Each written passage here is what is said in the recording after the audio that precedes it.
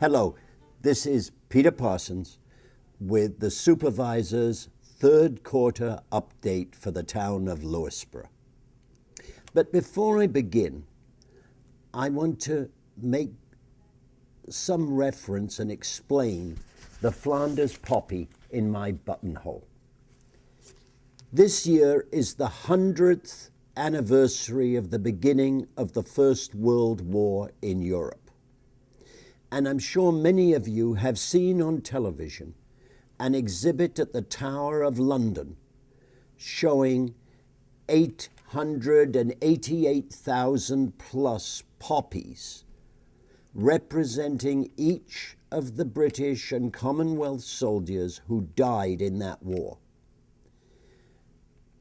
Among my own relatives were people who died, but far greater numbers of people who were crippled, often in their lungs, but that's crippling, all right, who could never breathe again properly because of the gases from that war.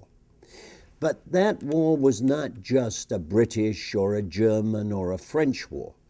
It was also an American war, and we often forget that possibly the most decisive battle towards the end of that war was fought by the U.S. Marines with the Battle of Belleau Wood, where there were 10,000 U.S. Marine casualties, of whom 1,800 died. It was one of the bravest actions ever fought. The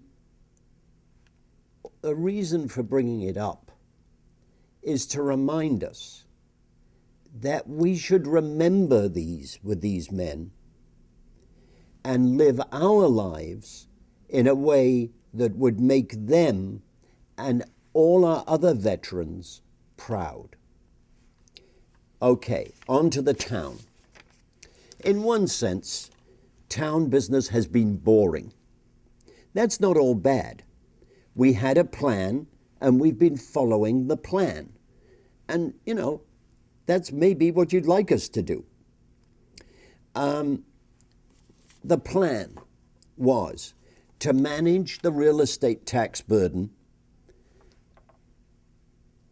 in such a way as to minimize it while investing in our roads. To take advantage of every grant we could lay our hands on, and to maximize what we can achieve via gifts from generous benefactors and the work of a large number of townsfolk who volunteer. Let's start with the budget. I've just given my supervisor's budget to the board, and the public hearing will be held very shortly. The budget is below the tax cap, which has been imposed by New York State, as I'm sure many of you are aware. That tax cap limits increases in the town budget to 1.56%.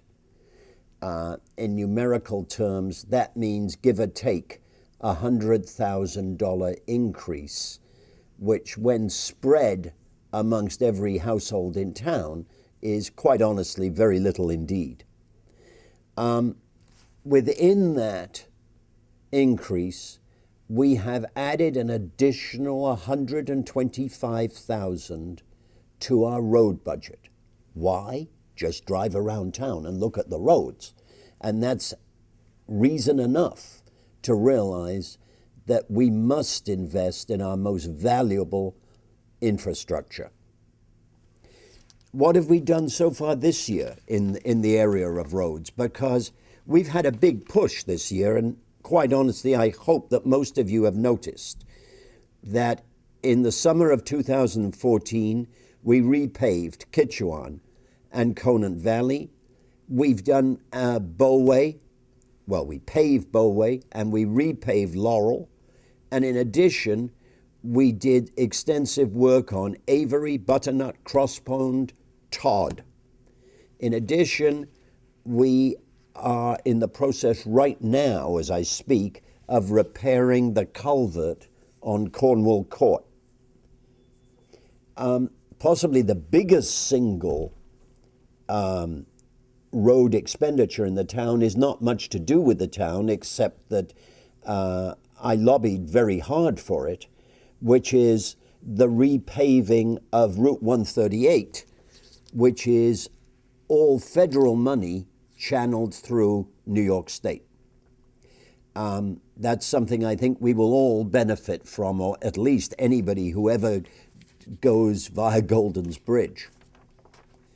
In terms of grants, roads are a combination of grants, as in Laurel, and our own money and our own tax money. The grants are both federal and state. When it comes to other things, we've had grants which have helped us with the install composting toilets at the town park. Now, I'm not going to tell you that composting toilets are perfect like the bathrooms in your home, but they're a major step forward from porta potties. You can say that isn't very hard, but let's take that step while we can. We've got a grant to put in a catch basin just off Mead Street, which will reduce the amount of pollution going into Lake Walkabuck. That's a big project, getting near to $200,000. But it should be a very worthwhile project for those who drink the water from Lake Walkabuck, for those who recreate in Lake Walkabuck, and of course, then the reason we got the grant is for New York City, which ultimately drinks the water from this area. We got grant money to help us with Old Field. Now that was a combination thing. Old Field, the Old Field Preserve in Walkabuck is majority volunteer labor. But the part where we had to spend out of pocket has been financed by grants. Then we get round to gifts. There have been two huge gifts to this town. And one is finished. The other one is taking place every day we drive up Main Street in South Salem. The one which is done is the parking lot at the Leon Levy Preserve. The parking lot was donated by Shelby White and the Lewisboro Land Trust. They both put substantial funds into that parking lot. And the result has been exceptionally heartening. Because if you drive past that parking lot at weekends now, you will see that usage of the preserve has skyrocketed. You can no longer walk in that preserve and be lonely. Well, it's hard at weekends. What you actually do is walk in that preserve and see other people enjoying the beauty of nature around you. So I'm exceptionally grateful to the Lewisboro Land Trust and Shelby, who gave via the Jerome Levy Fund for the work they've done there. I'm also very grateful to the huge number of people in town who have contributed money to rebuilding the library. It's far from finished, but anybody who drives up Main Street knows that something is happening, and it's something good, and it's something which all our children and, quite honestly, all the adults will really benefit from. Probably there is more use made of people in their middle years, parents, will normally just borrow books. But the young kids really enjoy the benefit, really enjoy the benefit of having a separate children's library. And older people will be able to enjoy the library, and they like to sit there, read magazines, read newspapers, use the computers, use reference books, read. They will enjoy it better because, quite honestly, as you get older, the happy noise of children is not always as happy if you're trying to concentrate. I know that. I'm one of the older people who finds it hard to both concentrate on what I'm doing and listen to a lot of, to 6 grandchildren running riot around me. But that is a major improvement for the town, and it's been brought about by gifts, and my real thanks to the trustees of the library, led by Gary Page, who've made this possible. Finally, let's talk about volunteers a bit more. The town has volunteers running every committee. I doubt if many people in town realize how much time it takes to sit on the planning board, how much time it takes to sit on the zoning board of appeals, how much time it takes to sit on the housing committee, how much time it takes to sit on the Conservation Advisory Council. Now I'm going to get into trouble for all the committees I've not mentioned. But we have a large number of committees which are entirely staffed by volunteers who give a lot of time, because it isn't just the 2 or 3 hours in the meeting. It's all, if you're going to be useful in that meeting, it's the amount of preparatory work you have to do before you ever get there. So I'm grateful to them. If you go to Leon Levy, there isn't just a new parking lot. There are new trails. When we were originally given the preserve, there was a master plan developed. And that master plan is essentially complete, thanks mainly to some volunteers led by George Scott, who have worked weekend and weekend and weekend and morning and morning and morning to clear those trails and make them possible, in spite of the Sandy storm setting them all back, I'd guess by at least a full year. The town has long had a very beautiful preserve called Onatru. Now, we think of Onatru mainly as the place where Park and Rec operates, where we have got a lot of playing fields, where we have got tennis courts. But at each end of Onatru, both the extreme west and the extreme east, we have got preserves. And those preserves happen to be particularly beautiful. And they're very much part of the gift given by Alice Poor to this town.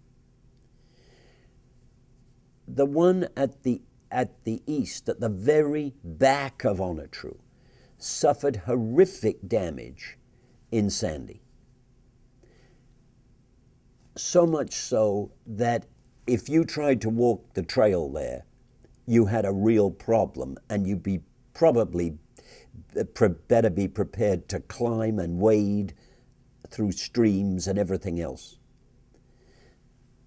Volunteers led by a Boy Scout have now completely rehabbed that trail so that you can actually cross the streams on bridges, sit down on benches, and enjoy that whole trail experience without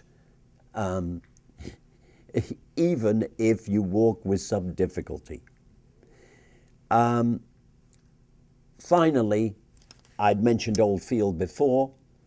Yes, we've got some money to help us there, but there is an enormous amount of physical labor being donated under the leadership of Joe Tansey, and I am truthfully grateful to, I'm very, very grateful to him, and all of us need to be. That leaves out Brownell. Brownell Preserve has got some real problems. It was devastated by a series of storms, and in order to fund the rehabbing of that preserve, we've agreed to allow one company to use a corner of the preserve for sugar maple tapping, and they will pay us for the sugar maple, for the sap which they farm, and that money I plan to put into rehabbing that preserve and making what is in fact a peculiarly beautiful preserve accessible. Thank you all very much. Have a great Thanksgiving, a great holiday season, and I look forward to serving you throughout the next year. Thank you.